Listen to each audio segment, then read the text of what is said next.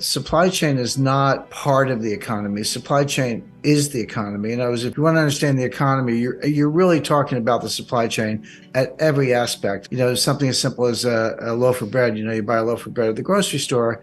Like, okay, well, I guess it came from a baker, and I guess they took it from the bakery to the store by truck. So there's a supply chain. We will now bring you clips from the interview. Please watch, share, and like this video.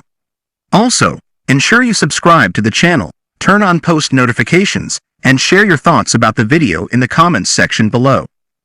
Thanks and enjoy the video. The renowned economist Jim Rickards continued her speech as follows.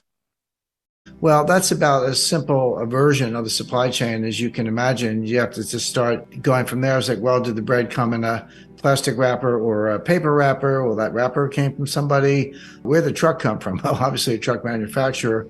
Where'd the driver come from? Somebody had to make a career choice and be trained. And what about the diesel fuel in the truck? That came from a refinery, and that came from oil exploration. Then you get back to the baker, and it's like, oh, well, I guess he had an oven or she had an oven.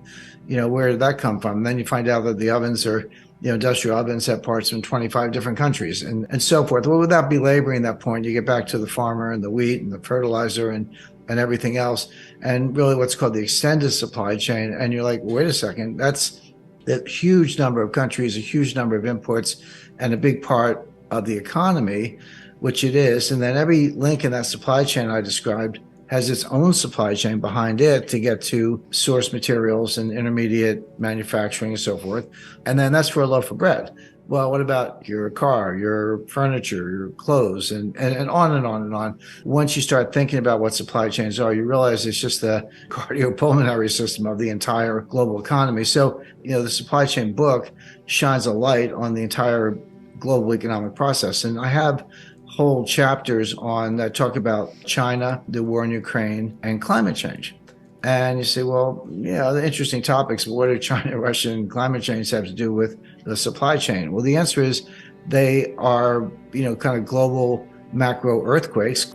Russia's invasion of Ukraine led to sanctions against Russia that affect everything, imports, exports, strategic materials, semiconductors, fertilizer, oil, natural gas, etc.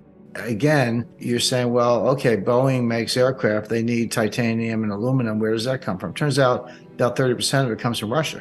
So how are you going to keep the Boeing assembly line going when you're shutting down strategic metals from Russia? It can go kind of on and on there. China, everyone says, well, they slowed down because of the zero COVID policy. And that certainly has been detrimental to their economy. Shanghai, a city of 26 million people, Beijing, a city of 22 million people, they were both locked down entirely last spring. When I say entirely, no transportation in or out, nobody on the streets. You had some essential workers, people had to get to work. You had to have a COVID test, a negative result that was not more than 2 days old. So these were extreme lockdowns and obviously very, very detrimental to the economy. Now, those have died down a little bit, and China's saying, now we're going to relax our zero COVID policy a little bit. So what's new? Why are supply chains breaking down? What's new about the supply chain that makes it different than any other period in the history of the world? And what's new were two things, and they arose around 1989.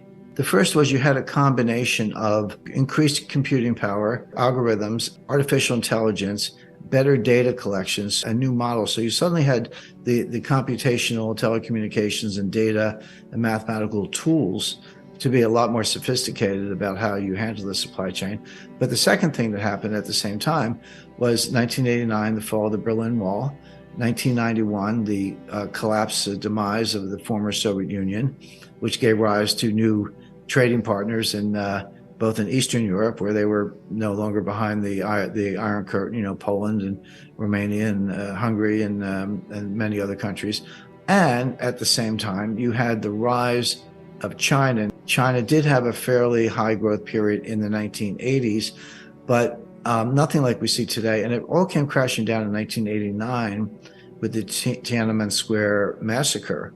And that really shut down U.S.-China relations, not fully, but there was no Western investment coming into China. The two countries were distant. The renowned economist Jim Rickards continued her speech as follows. By 1992, a significant shift occurred. Deng Xiaoping embarked on what he referred to as the Southern Tour, reaffirming China's commitment to capitalist principles without dismantling communism, opting instead to embrace capitalist market concepts.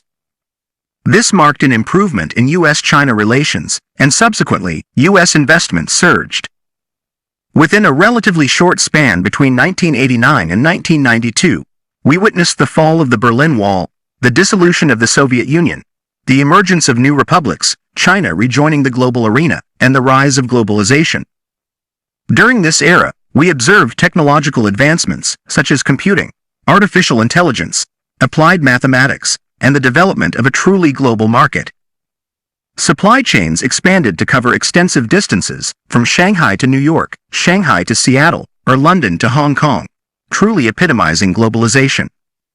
This era is often referred to as Supply Chain 1.0, spanning from 1989 to 2019. Now, what led to its unraveling around 2019? 3 key factors played a role. Many point to the COVID-19 pandemic as the primary disruptor, while others attribute it to the conflict in Ukraine and the ensuing Russian sanctions, which undoubtedly exacerbated supply chain issues. However, the initial cracks appeared in 2018 when former President Trump imposed tariffs on China. These tariffs targeted appliances and solar panels, prompting China to retaliate by shifting its soybean orders from the United States to Brazil. This shift had far-reaching consequences, impacting shipping routes, port facilities, and logistics networks, as Brazil needed to adapt to the surge in demand. Additionally, longer-term contracts replaced the traditional 6-month agreements, further reshaping the global landscape. Meanwhile, U.S. farmers found themselves with excess soybeans, unable to sell to China. In response, they redirected their exports to the Netherlands, which in turn distributed them throughout Europe. This ongoing trade dispute escalated with more tariffs and retaliatory actions from both sides, culminating in a significant disruption. Although the COVID-19 pandemic and the Ukraine conflict exacerbated these issues, the initial disruption can be traced back to 2018. This is why I consider 2019 an arbitrary point within the 30-year span of Supply Chain 1.0. Now, we find ourselves in a transitional phase between Supply Chain 1.0 and what I refer to as Supply Chain 2.0. We're grappling with inefficiencies and disruptions, but we haven't yet fully developed the new supply chain model. We're navigating through this period with empty shelves and challenges. It's important to recognize that it took 30 years to build Supply Chain 1.0, and dismantling it occurred over just a few years. Rebuilding it won't be a swift process. It will take at least 5 to 10 years, if not longer, to establish a new and improved supply chain system. Don't forget to like our video and subscribe for our channel.